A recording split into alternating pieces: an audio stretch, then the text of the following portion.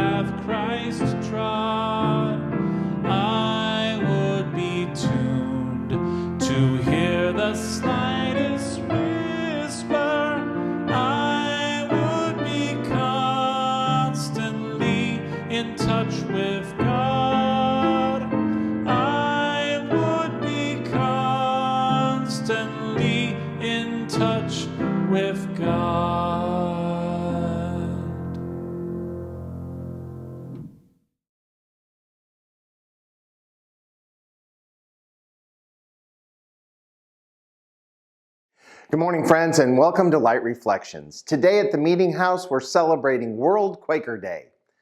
Next Sunday, after meeting for worship, we'll be having a letter writing campaign to make our voices heard in ending the death penalty in Indiana. I hope you will join us. Today, I'm continuing my message series, Beloved Community Through the Eyes of Integrity. The scripture I've chosen to support my message is from Proverbs 11:3 from the New Revised Standard Version. The integrity of the upright guides them, but the crookedness of the treacherous destroys them. This morning, I want to begin by sharing a couple different stories. The first is from one of my favorite TV shows. Yes, you might be surprised that a Quaker minister would be fond of the classic TV show MASH. At one time during my childhood, I owned a MASH t-shirt, camo shorts, khaki green socks and boots. I remember watching reruns of the show every day after school and still remember watching the farewell episode the day after my birthday in 1983. I was 10 years old and in 4th grade. I guess since I struggled with Indiana history at the time, the Korean War was easier to grasp through humor and syndication. Actor William Christopher was best known for playing the Catholic priest Father Mulcahy on MASH. Christopher sadly passed away on that last day of 2016. In the book Craddock Stories, it tells about the episode Nurse Doctor, which was written by Jim Strain. And in that episode, Father Mulcahy becomes attracted to one of the nurses in the unit. The feeling is mutual, and Father Mulcahy is sorely tempted to break his vow of chastity. The episode is about the struggle within Father Mulcahy to decide what to do. But in the end, he keeps his religious vows and stays true to his promise to God. Strain had a difficult time selling this episode. The creators of the show loved the drama created by Father Mulcahy's internal struggle, but they hated the ending. They asked him to change it, to make it more realistic. And he asked them, what would make it more realistic? And they responded, he goes for the nurse. He disavows the priesthood. Don't you understand what people want? Well, Strain refused to change the script, and the show finally relented and purchased it as it was written. And you can watch it on Hulu today. If you watch popular entertainment and listen to music or watch the news, you will likely conclude that Strain's trouble selling a story about someone staying true to their values in spite of temptation is not an isolated incident. Our American culture and the media often seems intent on only showing us the negative side of human nature. However, those of us living in the real world know that not everyone lies and cheats and steals. People from all walks of life have their integrity tested every day, and most of them make the difficult but correct choices. The problem is not that these examples don't exist, but that we rarely hear about them. Since I was a tennis player in high school and college and loved to watch a good match of tennis on TV every once in a while, I still remember in May of 2005, American professional tennis player Andy Roddick playing Fernando Verdasco of Spain in the round of a 16 at the Italia Masters tennis tournament in Rome, Italy. Roddick happened to be the #1 seed in the tournament and a heavy favorite to win the match and advance.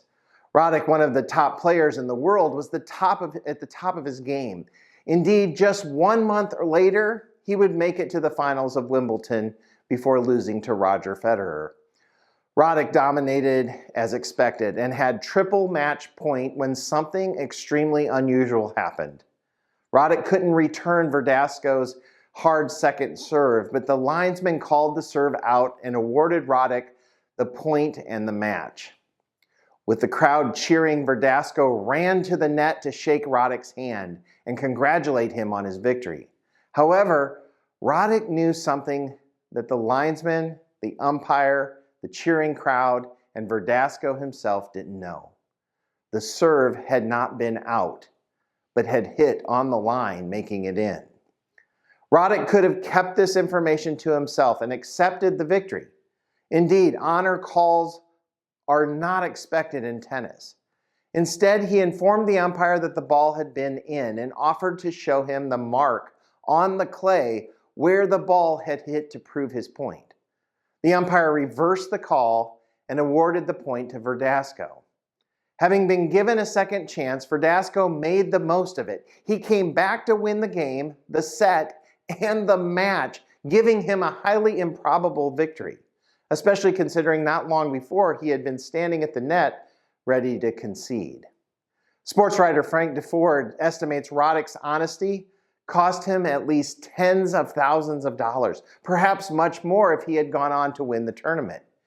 Integrity was clearly more important to Roddick than either winning or money.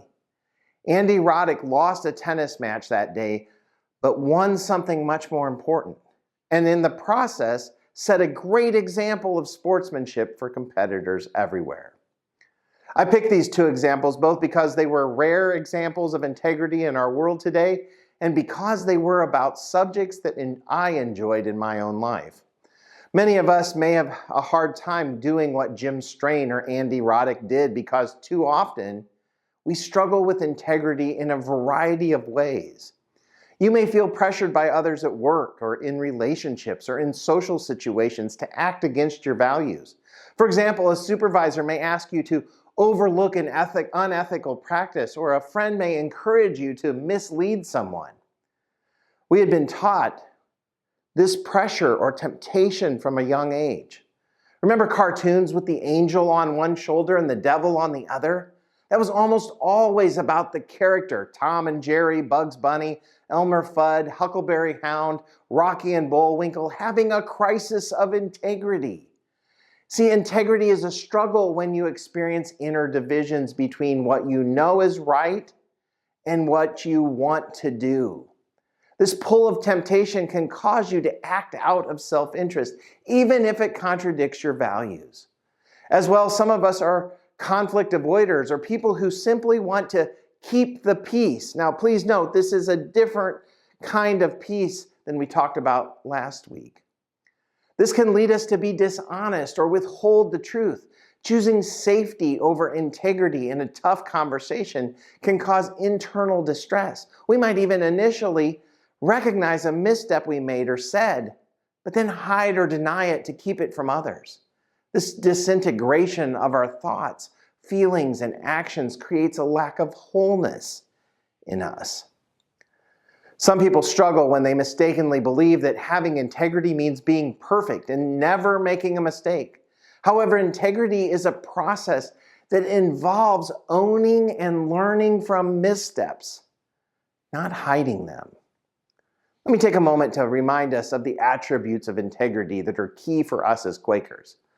Honesty and truthfulness. Being truthful in words and actions with no pretense or deception. Or consistency, having a consistent, unwavering, and uncompromising adherence to one's moral and ethical principles. Or wholeness or completeness, or having a whole character when external actions align with internal values, even when no one is watching. Accountability, taking responsibility for one's actions, errors, and inactions. Ethical conduct, guiding decisions and behavior according to a strong moral framework. Some consider integrity the umbrella of all the other spices. Simplicity, peace, community, equality, and stewardship must have integrity as their foundation. And that means that integrity is also foundational to achieving the beloved community. Dr. King emphasized that the means used to create change must be as just and loving as the desired outcomes. This means that when we are called upon to be activists and leaders and even informed citizens, we should respond with integrity and use ethical and nonviolent methods to promote justice, rather than resorting to hypocrisy or abuse of power. I think there's enough hypocrisy and abuse of power in our world today. At the last prayer action that Stuart Moore organized in Greenwood, I saw activists and leaders and informed citizens responding with integrity and using ethical and nonviolent means to fight the injustices and abuses of power that are facing us here in Indiana. There was love being shared, music being sung, people supporting one another from a variety of different backgrounds, much different than what we were standing up against. ICE raids, deportation, proposed for-profit detention camps where inmates have no rights being erected, and people of color in our communities being discriminated against. If we're working to build and support a beloved community here in Indiana, then it must be built on integrity, which I believe fosters trust among its members. I was just talking to someone the other day and I said, "Do you know your neighbors?"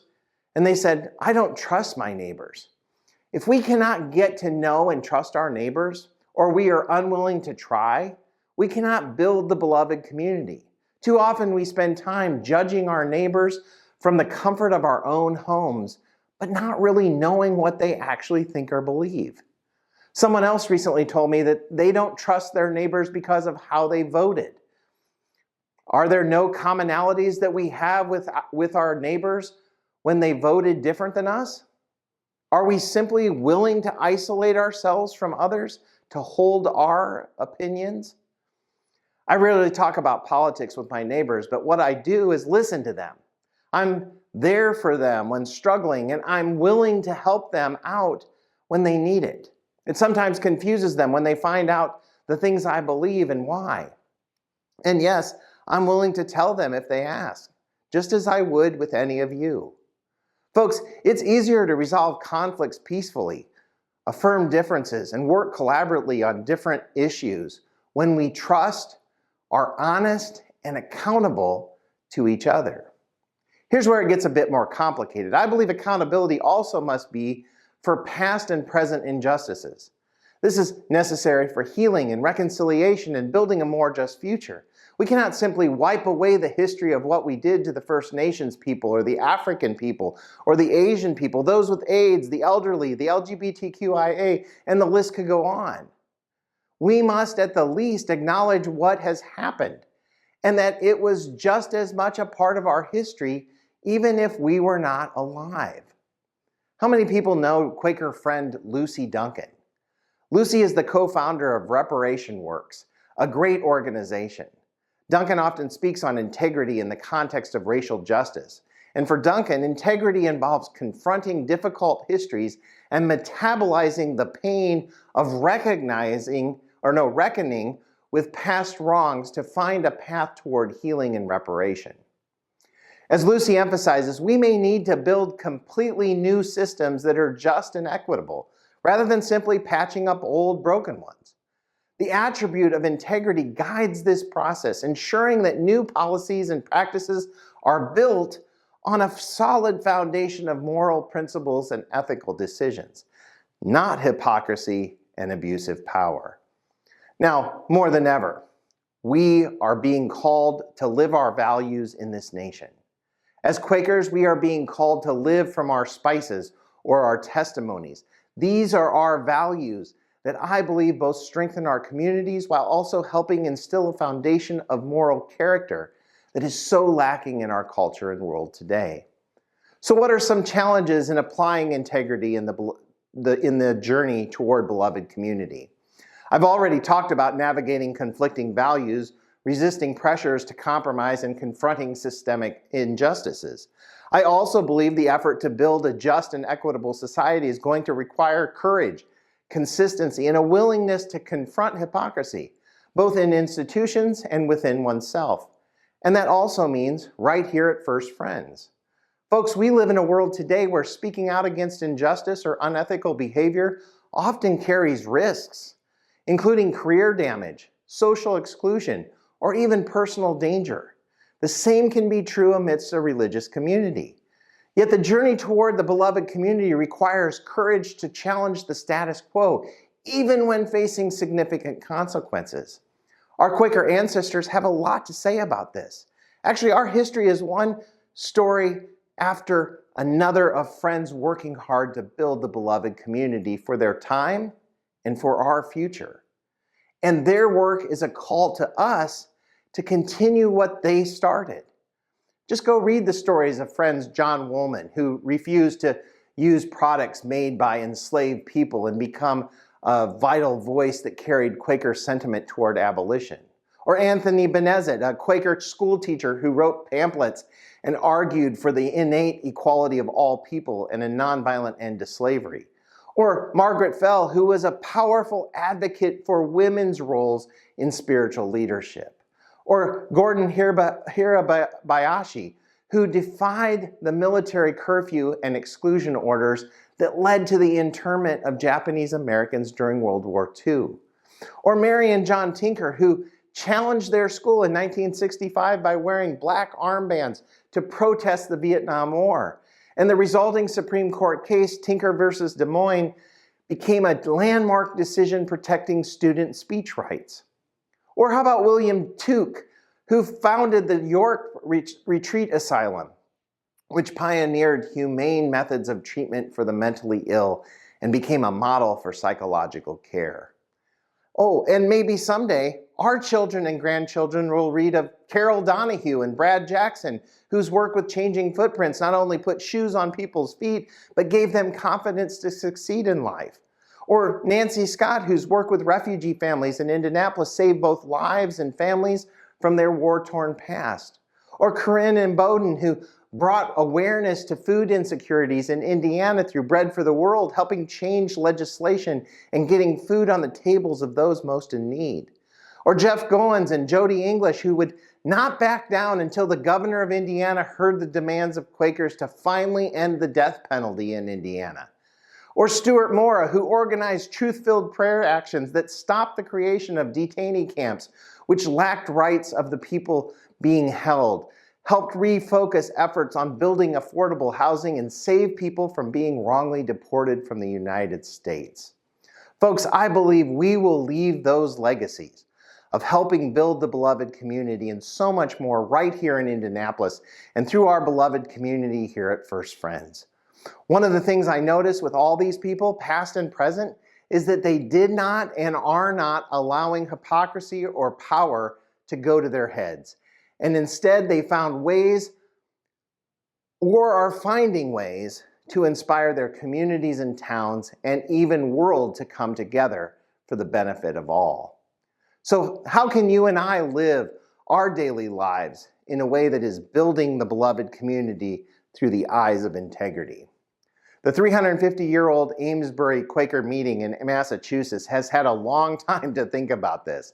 They also have a wonderful set of what they call integrity guidelines on their website for those trying to build the beloved community through being people of integrity. I think these are practical and just what we should consider to help us live into our integrity in our world today. Make sure one's words and actions flow from one's beliefs. Speak the truth, even when it is difficult. Pay people fair wages for their work. Say difficult things with grace and tact. Receive difficult sayings gracefully. Guard one's reputation for honesty, fairness, and fidelity. Take responsibility for one's actions and the results. Fulfill one's commitments. Take care of items entrusted to one. Be open to ideas of others, but not be too easily swayed. Confront lapses in integrity in oneself and in others. Give credit to others for their contributions. Assess people and situations fairly and accurately. Avoid spending beyond one's means. Well, now as we enter a time of waiting worship, let's pause and consider our own integrity. To help us center down, I have provided a few queries for us to ponder. Where do I struggle with integrity in my life? Do I trust my neighbors? Do they trust me? And where am I helping to challenge the status quo in my world?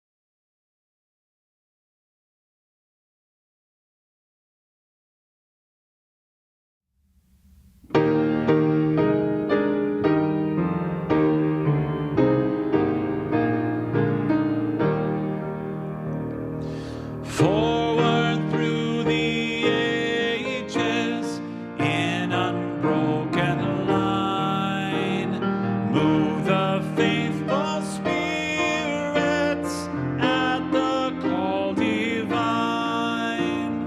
Gifts in differing measure, hearts of one accord. Manifold the service, one the sure reward. Forward through the ages in unbroken line. Move the faithful spirits at the call divine. Wider grows the vision, realm of love and light. For it we must labor till our faith is sight. Prophets have proclaimed it, martyrs testified, poets sung its glory, heroes for it died.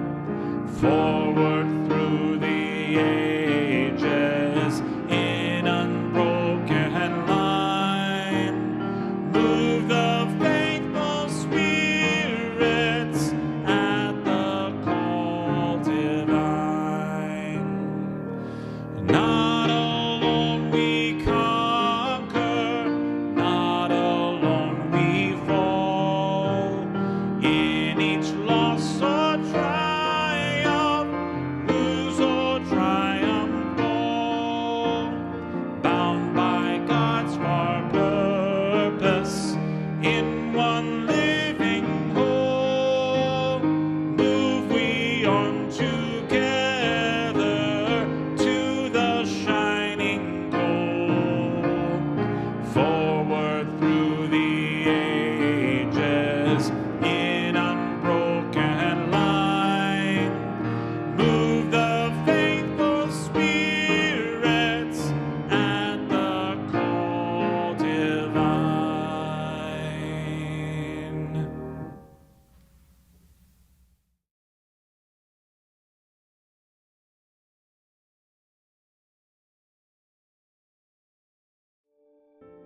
We close this time of worship with a Quaker prayer.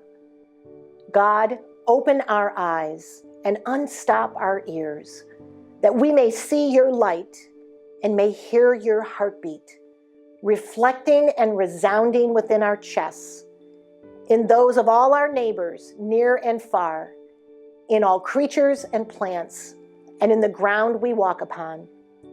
When we finally are able to yield to the leading of your rhythm and flow, may we come to walk cheerfully over the world, answering that of you in all. Amen. Have a great week, friends.